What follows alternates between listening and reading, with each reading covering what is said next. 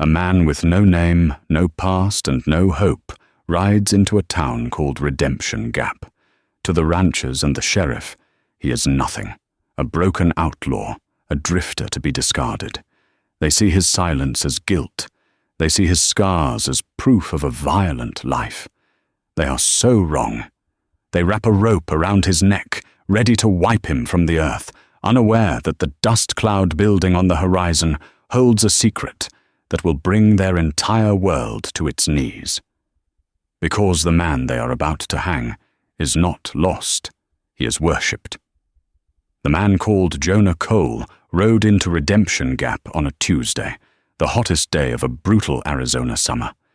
The town, baked into the red dust, seemed to squint at him. He was a ghost on a tired bay horse, with nothing but a saddle roll and a Winchester 73 that had seen better days. He was tall, built of rawhide and silence. A scar, white and jagged, ran from his left temple to his jaw, pulling one side of his mouth into a permanent, grim line. He wore a dusty black duster despite the heat, and at his hip he carried not just a Colt Peacemaker, but a long, beaded knife sheath. It was the knife that earned him the first hostile stare from Sheriff Brody. Brody was a heavy man, his belly straining a tin star. "That's Comanche work," Brody said, not asking. He jutted his chin toward the knife. Jonah Cole just looked at him. His eyes were the color of gunmetal. He didn't speak. He just dismounted, his movements economical, and tied his horse to the hitching post outside the Desert Rose, the only saloon and boarding house in town. "We don't like drifters here," Brody pressed, stepping into his path. "Especially not your kind of drifter." Jonah's gaze flickered to the sheriff's hand, which was resting near his pistol.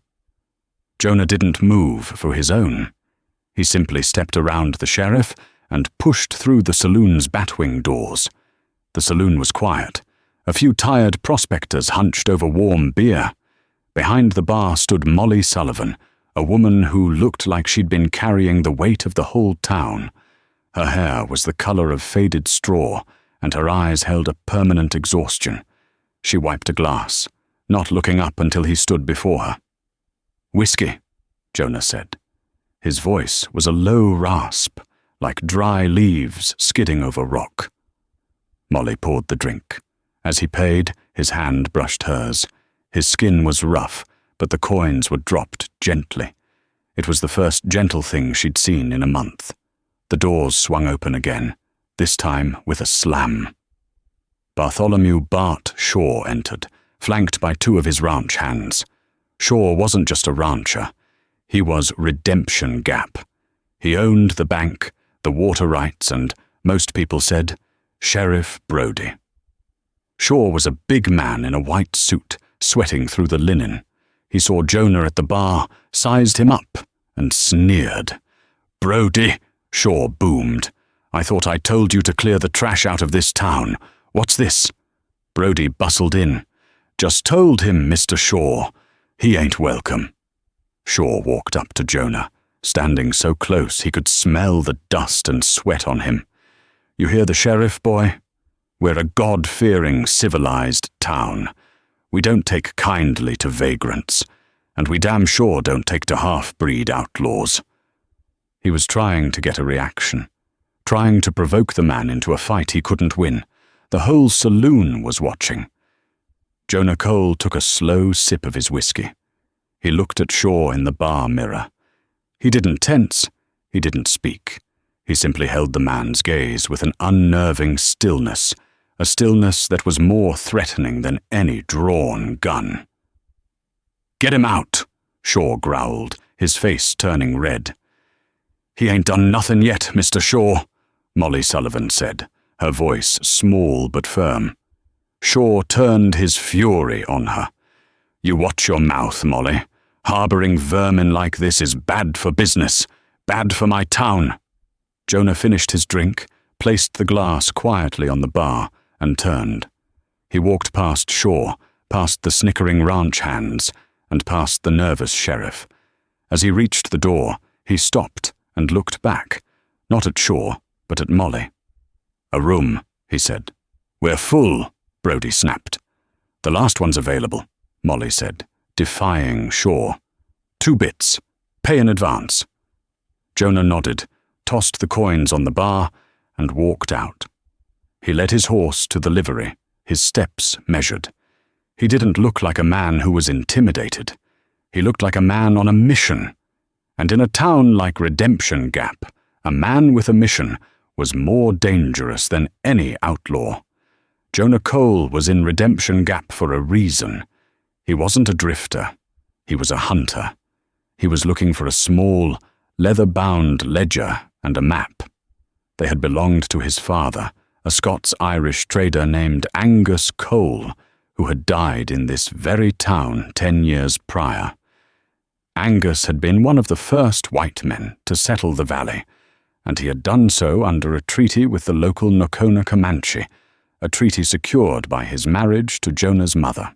The map led to a hidden spring in the foothills, the only reliable water source for 50 miles that didn't belong to Bart Shaw. The ledger contained proof that Shaw had acquired his current water rights by murdering Angus Cole. Jonah spent his first 2 days in town asking quiet questions. He spoke to the blacksmith, an old man named Peterson. He visited the town clerk, trying to find his father's original deed. Everywhere he went, he was met with closed doors and cold shoulders. Bart Shaw's shadow was long. "Angus Cole?"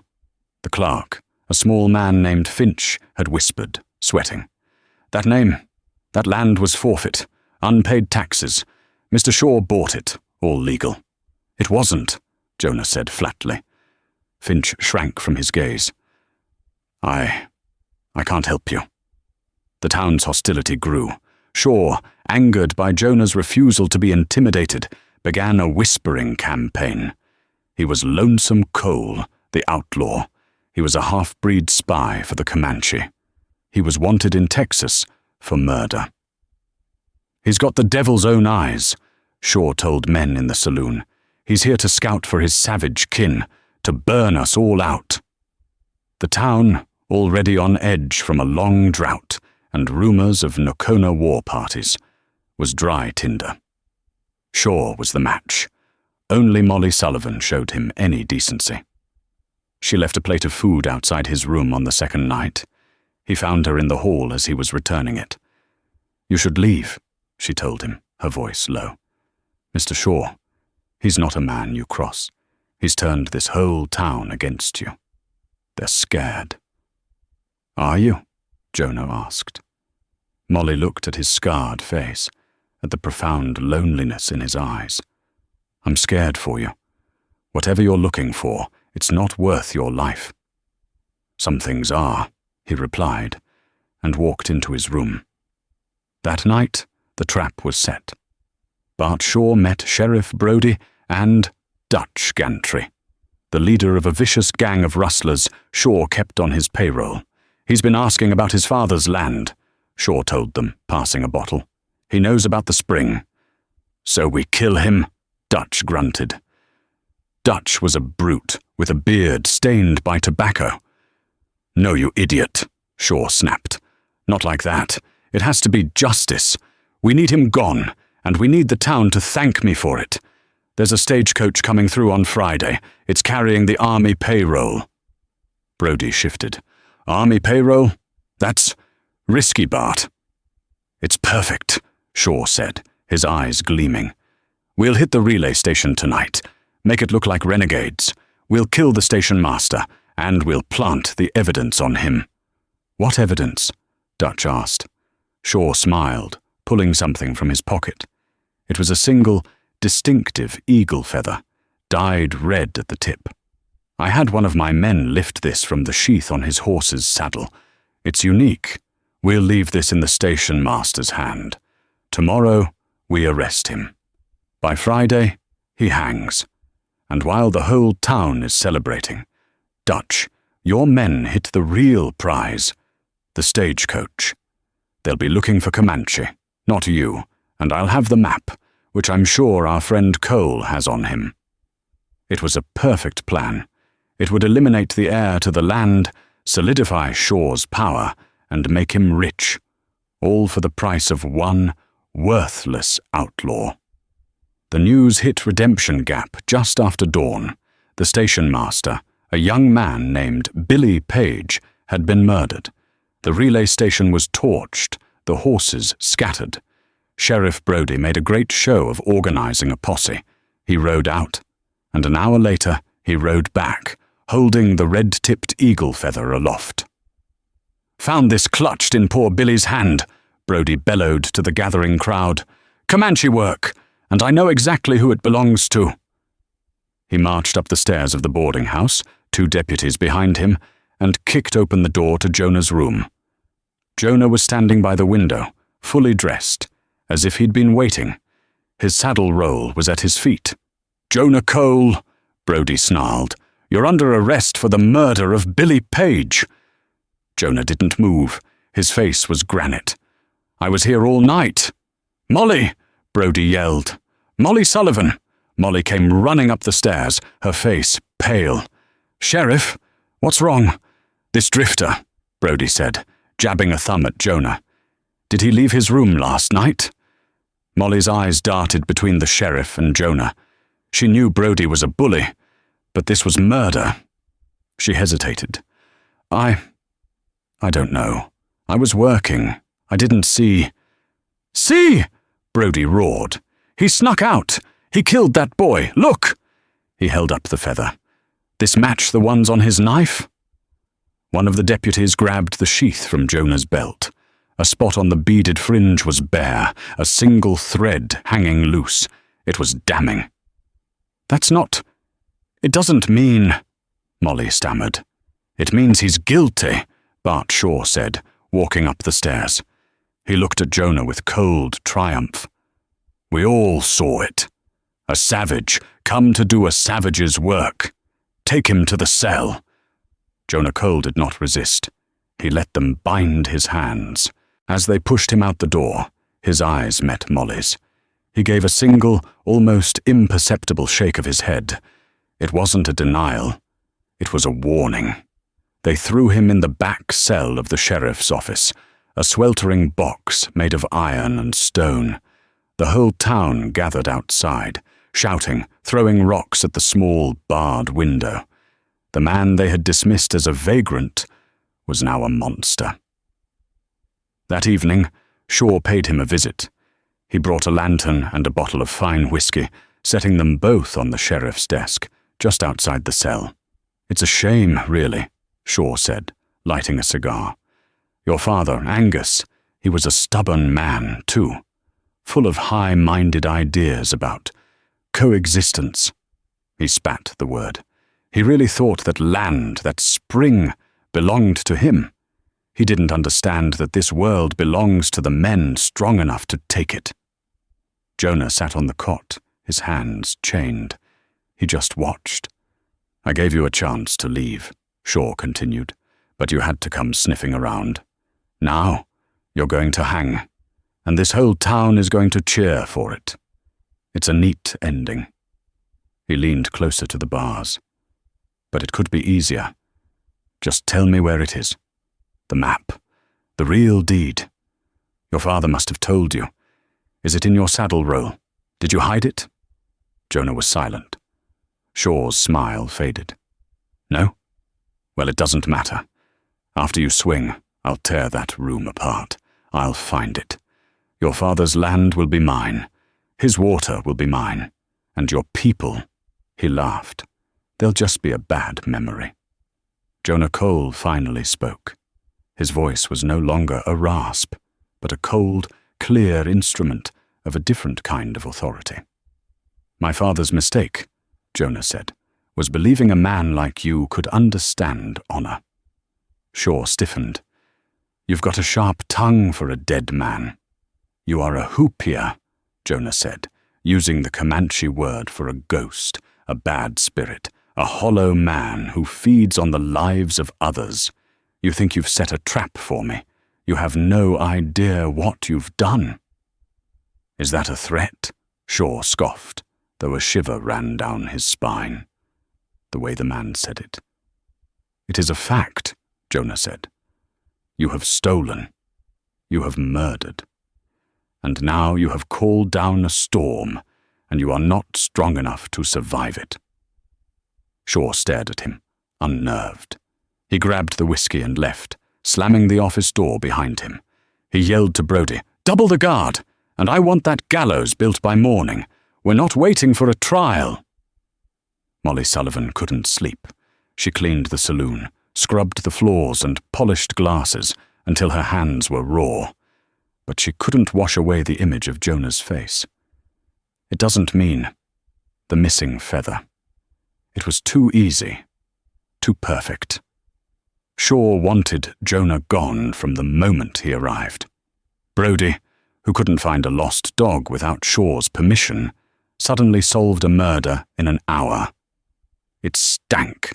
It stank worse than the 3-day-old beer puddles under the tables. Molly was trapped. Her late husband, Patrick, had left her with the saloon and a mountain of debt. All Ophir owed to Bart Shaw's bank. She was as much a prisoner as Jonah. If she crossed Shaw, she'd lose everything. She'd be run out of town with nothing but the clothes on her back. But she thought of Billy Page, a good kid, and she thought of Jonah, who had looked at her not with the menace of an outlaw, but with a deep, profound sadness. A hollow man who feeds on the lives of others. She had to know. Near midnight, she slipped out the back of the saloon. She knew Sheriff Brodie's habits. He wasn't guarding any prisoner. He'd be at Shaw's ranch, drinking his whiskey and counting his blood money. The 2 deputies Shaw had posted were young, lazy ranch hands, and she could already hear them laughing and playing cards on the office porch. She didn't go to the jail. She went to the livery. The livery stable was dark and quiet, smelling of hay and horse. Jonah's bay was in the last stall. It was a fine animal, not the broken-down nag of a drifter. It was strong, well cared for. She lit a small lantern, keeping the light low. She went to his saddle, which was slung over the stall door. His saddle roll was there. Brodie had been in such a hurry to find the evidence, he hadn't even bothered with a real search. Molly's hands trembled as she unbuckled the straps. Inside was a change of clothes, a whetstone, some dried meat, and a small oilskin-wrapped packet. She opened it. Inside was not a map. It was a book, a small, leather-bound journal. The first half was in a looping, educated script, the Journal of Angus Cole. Molly sat in the hay and read. She read about Angus's love for his Nocona wife. She read about the birth of his son, Ta Nu Quo, or Eagle's Shadow. She read about the discovery of the spring, a sacred place to the Nocona, which Angus swore to protect. And then she read the last entries. October 14th, 1875. Shaw was here again. Offered to buy the spring. I told him it was not for sale. He threatened me. He said the valley wasn't big enough for me and my savage family. I fear for my son.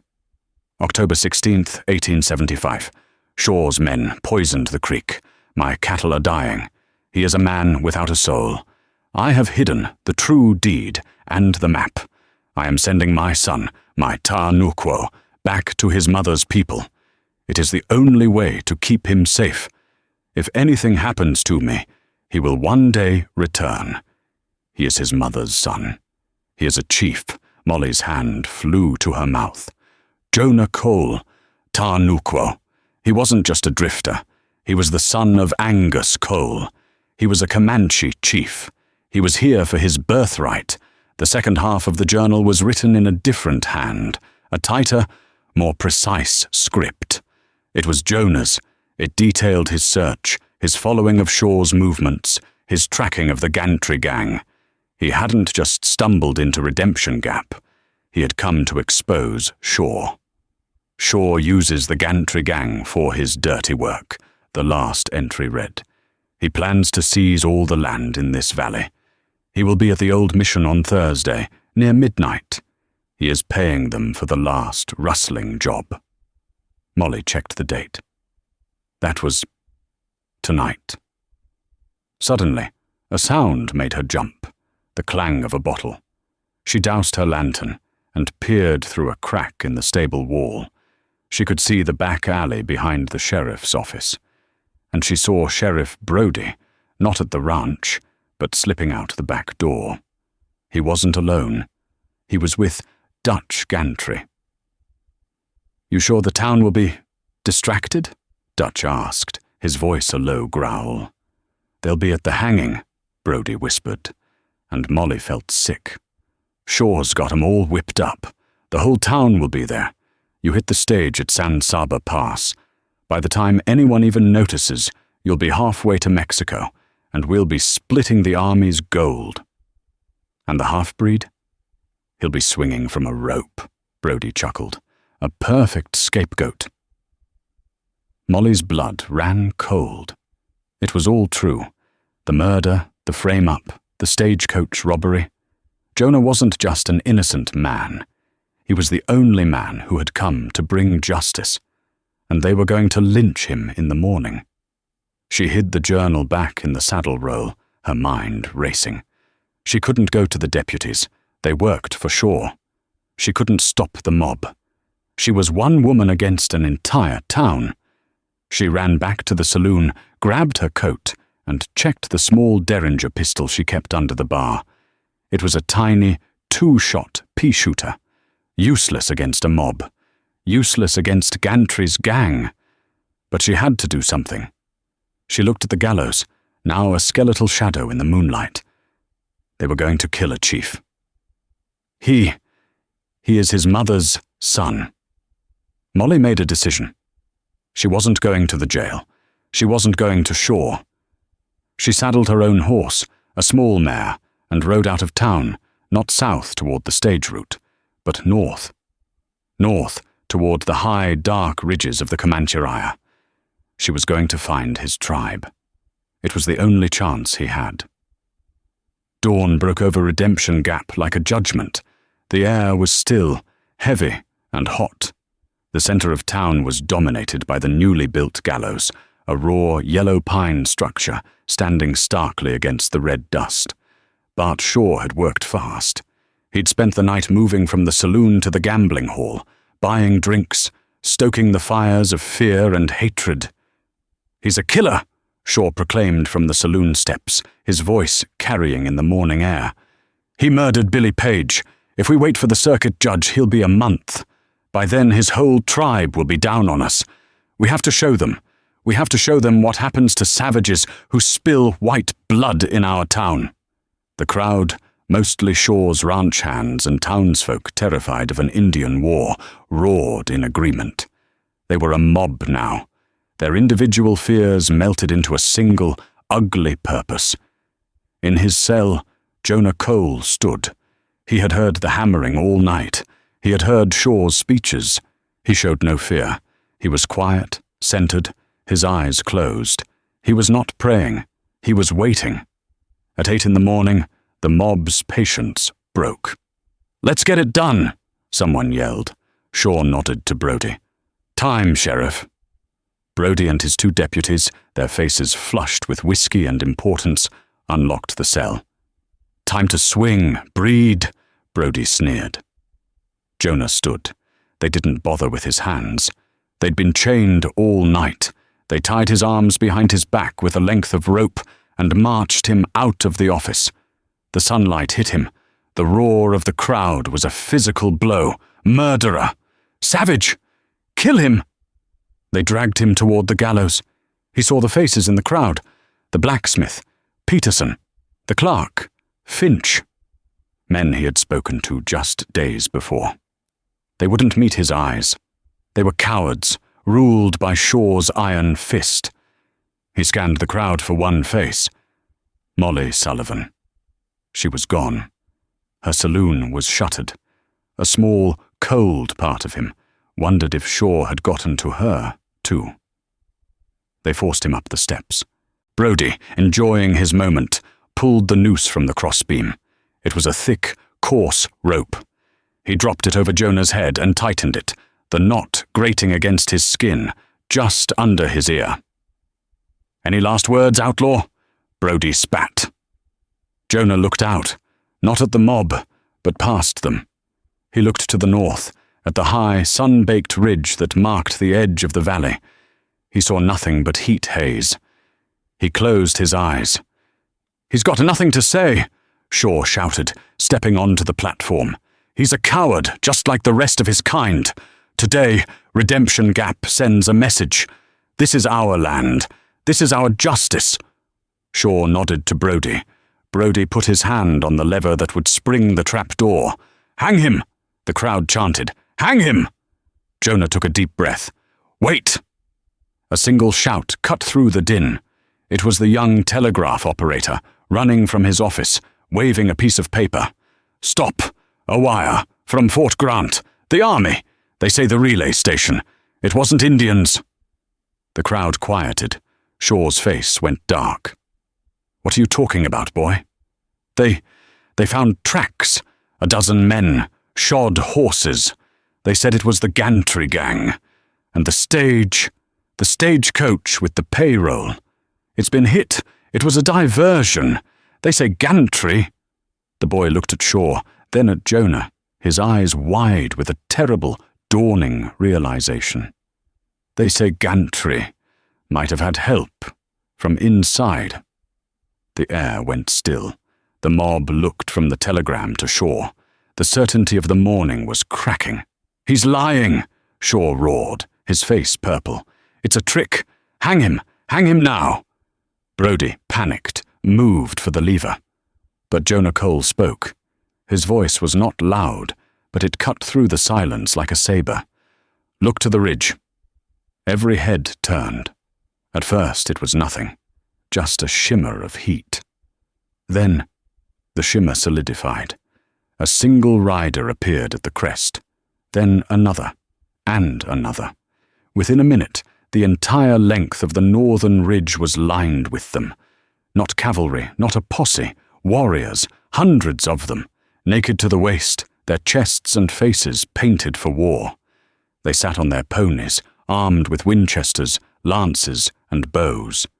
They were silent, immobile, looking down on the town like gods of vengeance.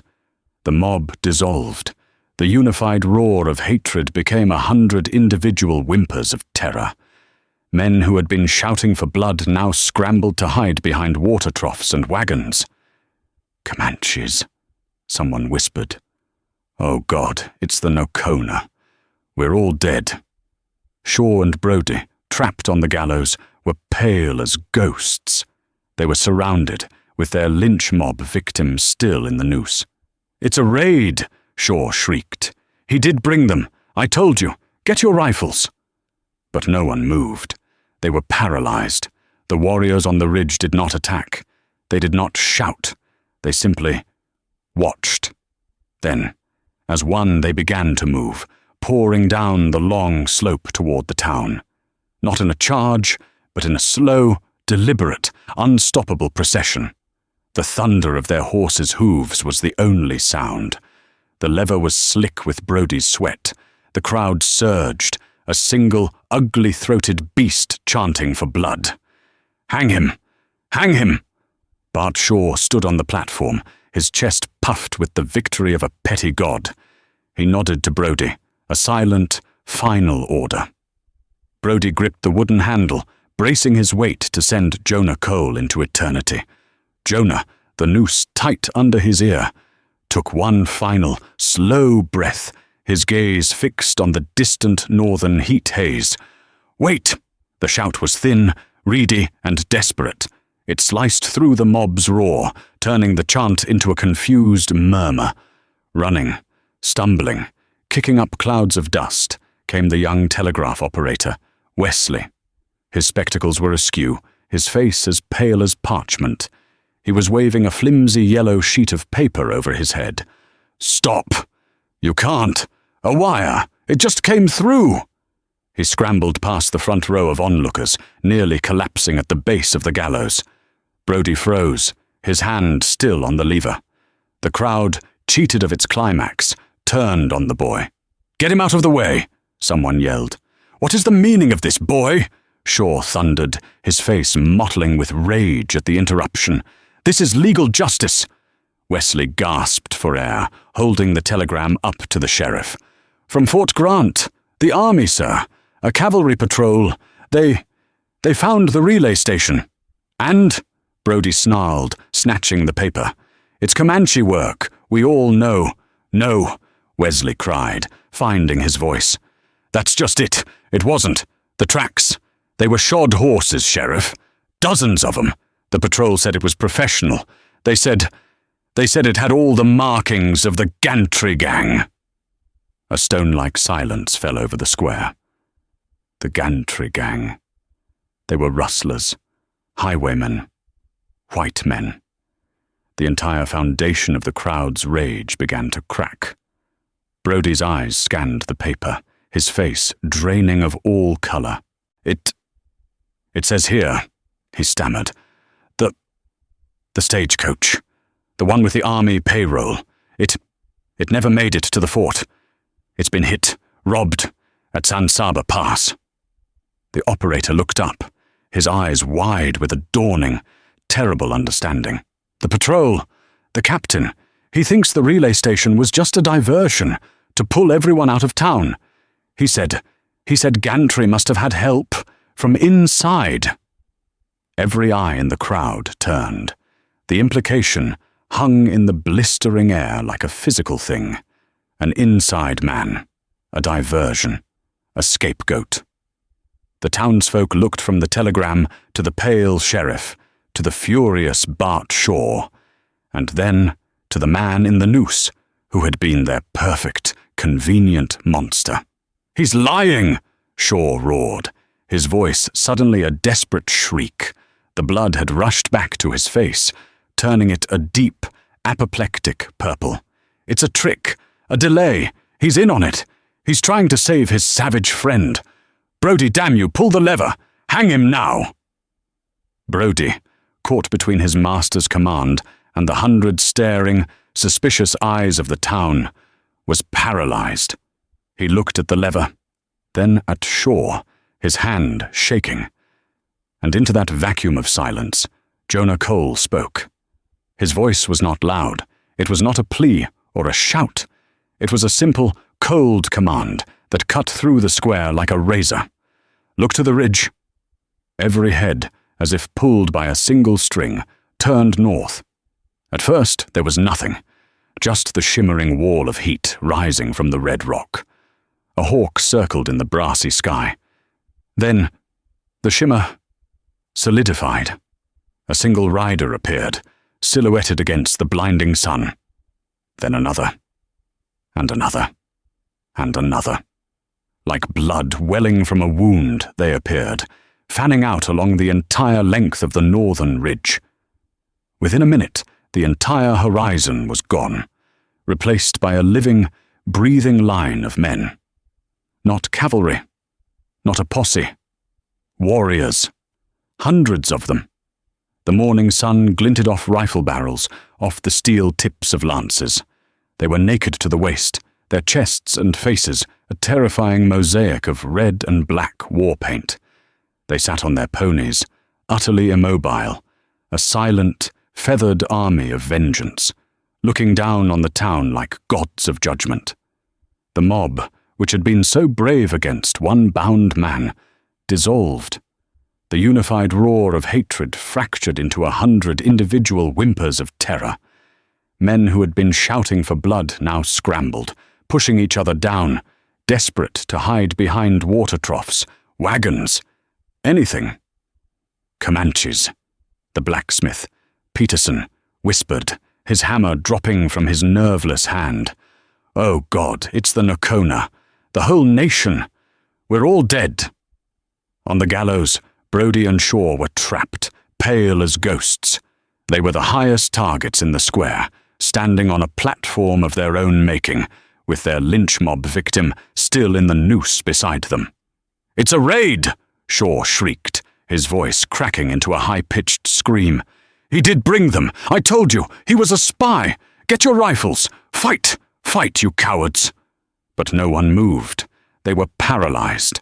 The sheer scale of the force before them was unthinkable. This was not a renegade band. This was a migration. The warriors on the ridge did not attack. They did not shout a war cry. They simply watched. Then, as one, the line began to move. They poured down the long, dusty slope, not in a wild, chaotic charge, but in a slow, deliberate, unstoppable procession. The sound began as a rumble, a vibration felt in the chest. It grew into the thunder of 1,000 hooves, a sound that shook the foundations of the desert rose, a sound that drowned out Shaw's frantic screams. The river of warriors flowed into Redemption Gap. They parted, like water around a stone, to form a wide, silent half-moon that trapped the gallows at its center. The townsfolk were pressed against the building walls, unable to flee, caught between the hard facades of their lives and the hard reality of the warriors. The dust settled. The thunder of hooves ceased. The silence that fell was absolute, heavier and more terrifying than any battle cry. From the very center of the warrior line, 2 riders emerged. One was a man. He was tall, powerfully built, his face a mask of grim purpose. A formidable eagle-feather war bonnet flowed down his back, marking him as a man of great power. This was Kamatia, the most feared war chief of the Nokona. The other rider was Molly Sullivan. The town gasped. She was alive. She was not a captive. She was riding her own small mare, looking terrified but resolute, flanked by painted warriors who gave her respectful space. She guided her horse to stop just beside the led warrior. Shaw stared, his mind unable to process the scene. "Molly, what? What have you done? You traitoress!" Molly ignored him. Her eyes were fixed on Jonah, on the gallows. Kamatia, the great chief, dismounted. He walked with a measured, powerful gait, his eyes never leaving the man in the noose. He walked past the cowering Sheriff Brody. He walked past the apoplectic Bart Shaw, who instinctively shrank from his path. He stopped at the base of the gallows. The entire town, the entire tribe, held its breath. They expected him to tear Jonah limb from limb for some unknown betrayal, or to slaughter the men who had dared to put the rope on him. The war chief looked up at the man with the scarred face, the dusty duster, and the hangman's rope. He studied Jonah's face, a flicker of recognition, of disbelief, of profound relief passing through his stern features. And then the impossible happened. Kamatia, the man who had never bent to a white man, the man who had fought the Rangers to a standstill, slowly, deliberately, dropped to one knee. He placed his fist on the ground and bowed his head. "Ta Nuquo," he said. The name was spoken with a mix of awe, reverence, and a deep, pained relief. Eagle's shadow. Jonah Cole, Ta Nuquo, looked down at him.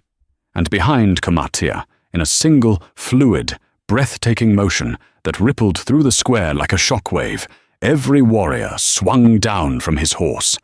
Every single man, hundreds of the most feared fighters on the plains, knelt in the dust of Redemption Gap. They kneeled before the lost outlaw. They kneeled before the man with the rope around his neck. The town's reality shattered. This was not a raid. This was not a rescue. This was a retrieval. The man they had spat on, the man they had condemned as a half-breed vagrant, was not just a Comanche. He was theirs. Kamatia stood. He pulled the long, beaded knife from his own belt.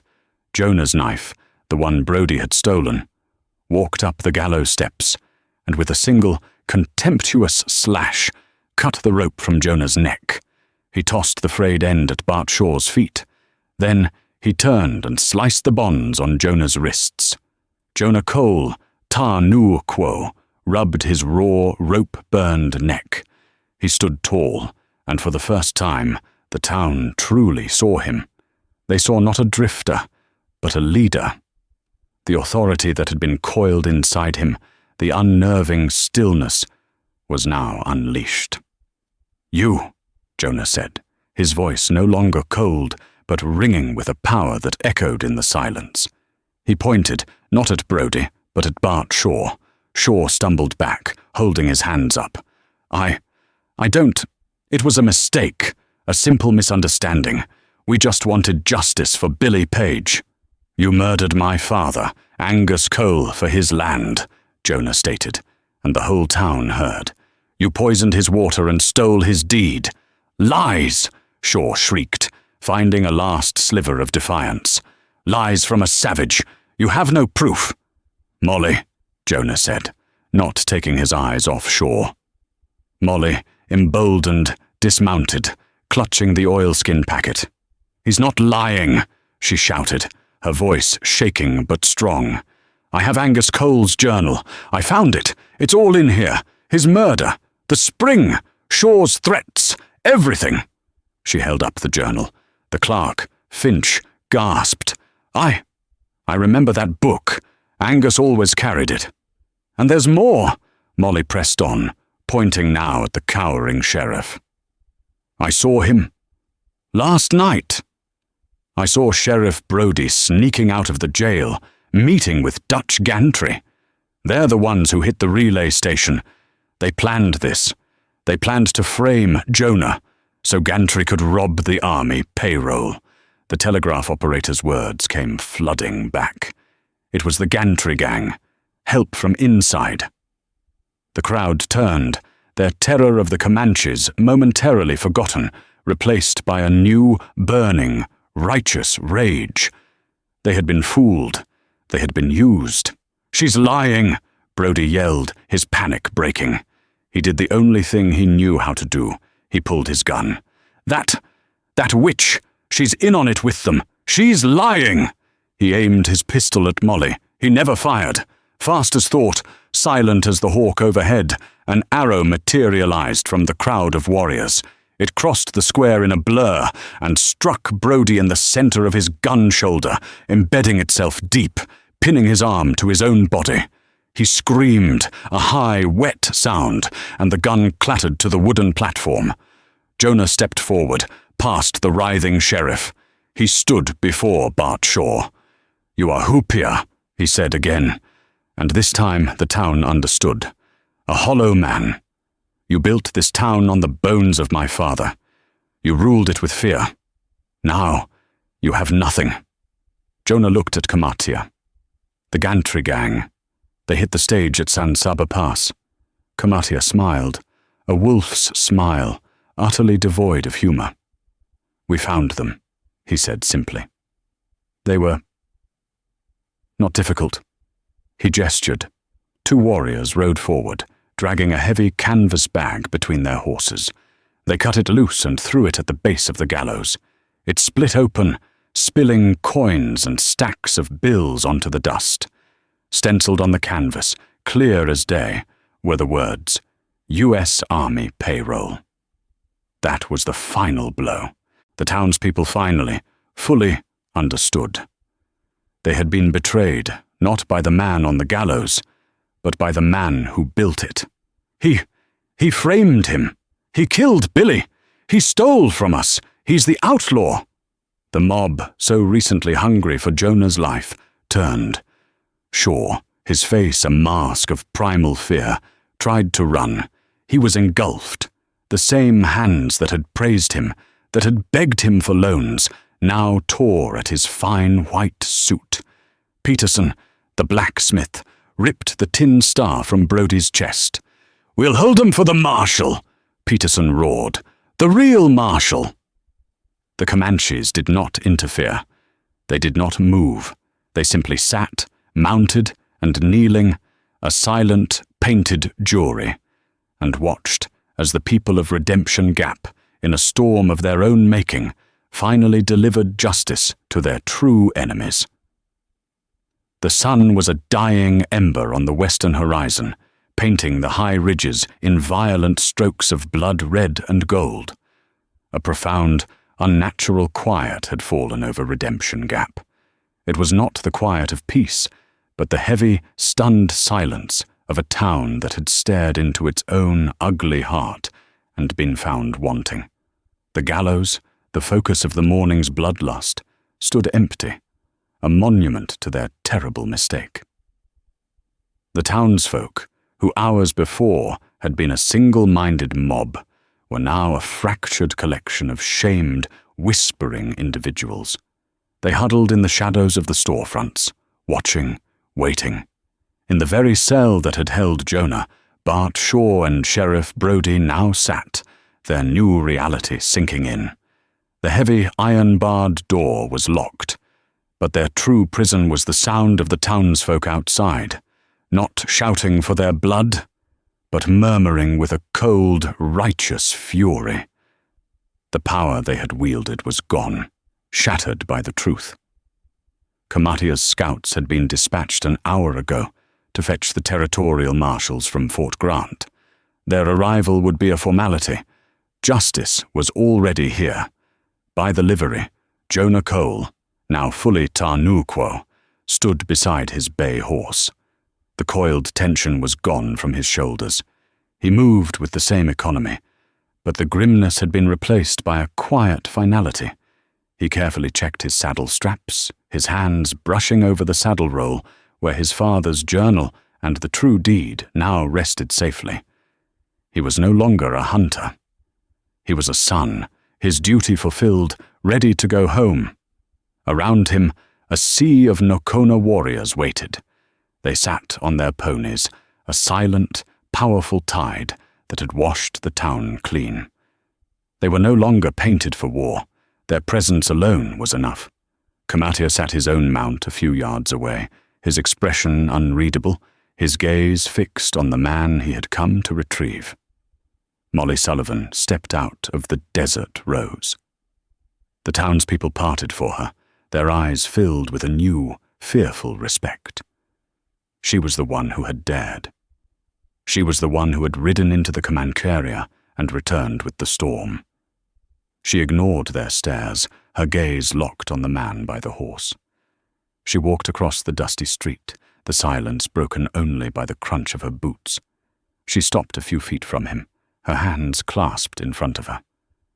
"You knew," she said, her voice soft but full of awe. "You knew they were coming." Jonah turned his head. His gunmetal eyes seemed to have a new depth in the fading light. He shook his head. "No, not like this," he replied, his voice a low rumble. "But I knew they were searching. My mother's people. I left them 5 years ago. I had to." He glanced toward the small, untended graveyard on the hill where Angus Cole lay. "I had to find justice for my father. It was a debt I could not let stand. It caused a division. Kamatia is my blood, but he did not want me to walk in the white man's world." He ran a hand over his horse's mane. "When I rode into this valley, I sent word. A smoke signal from the high rocks. It was a promise. If I was not back by the new moon, it meant the search was over. I told them, if I did not return, to look for me in this town, and to know that I had found what I was looking for." He looked up at the empty noose, which swayed gently in the new evening breeze. "I cut it close." Molly absorbed this, the gamble he had taken, the faith he had placed in his people, even after leaving them. "What will you do now?" she asked. "Sure, he must have destroyed the map to the spring." "The paper is gone," Jonah said. "Shaw was a fool. He thought the map was the spring. He thought a piece of paper gave him power." He lightly touched his own temple, near the jagged white scar. "I am my father's son. I walked that land with him as a boy. I remember the way. The map is in here." He turned to face her fully, and his expression softened, just for a moment. "And I am my mother's son. The spring is sacred, a gift from the earth. It was never meant to be owned, only protected. It will be protected. His gaze held hers, and she saw the man he was, a bridge between two worlds, bearing the scars of both. He reached into his duster and pulled out a small, heavy, buckskin pouch, the leather worn soft with time. He held it out to her. "What is this?" she asked, her hand trembling as she reached for it. "My father's gold," Jonah said. "He was not a poor man. He saved this. He always dreamed of taking my mother away from this world. To Scotland, perhaps. To the sea. A place where men like Shaw did not exist." His voice was thick with a memory that was not his own. "He would want you to have it. You showed a kindness to his son when no one else would. You are not a prisoner here, Molly Sullivan. Your debt is paid. Go. Find a new life." Molly's eyes flooded with tears. She opened the pouch. It was filled with gold coins, gleaming dully in the twilight. It was a fortune. It was freedom. It was the weight of her own chains, her debt to Shaw, vanishing in an instant. I can't," she whispered, trying to hand it back. "You can," he said firmly. "It is not a payment. It is a beginning. My father's dream was for freedom.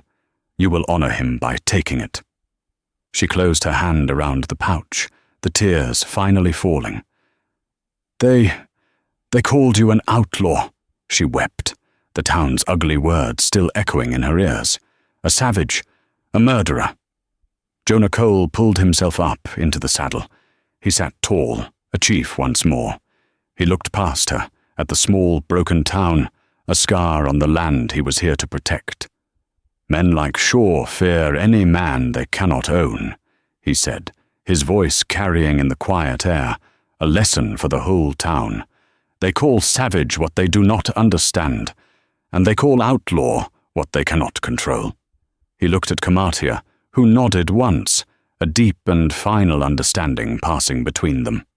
The time for white men's justice was over.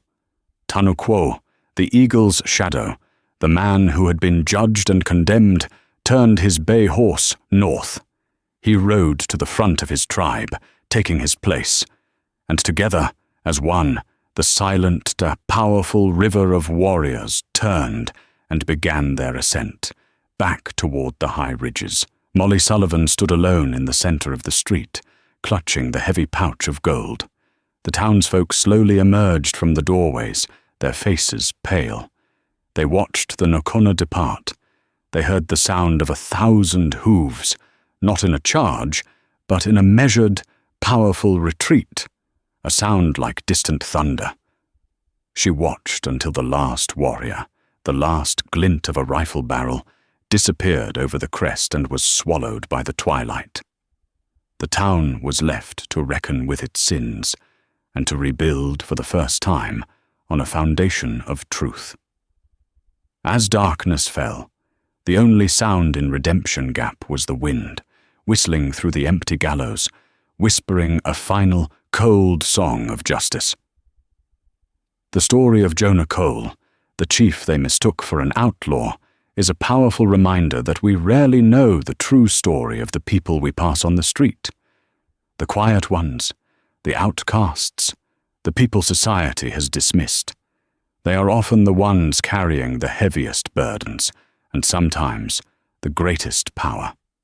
Redemption Gap was forced to see its own prejudice, to see the monster in the mirror, not the man in the noose.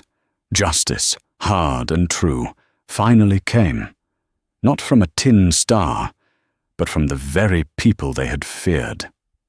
What did you think of Jonah's story? What would you have done if you were Molly? We create stories like this every week, stories about real drama, hidden truths, and karma. If you love stories where the powerful are brought low and the forgotten finally find their voice, then we need your help. Please, hit that like button, share this video with someone who needs to see it, and most importantly, subscribe to the channel. Don't forget to ring that bell so you never miss a single story. Thank you for watching.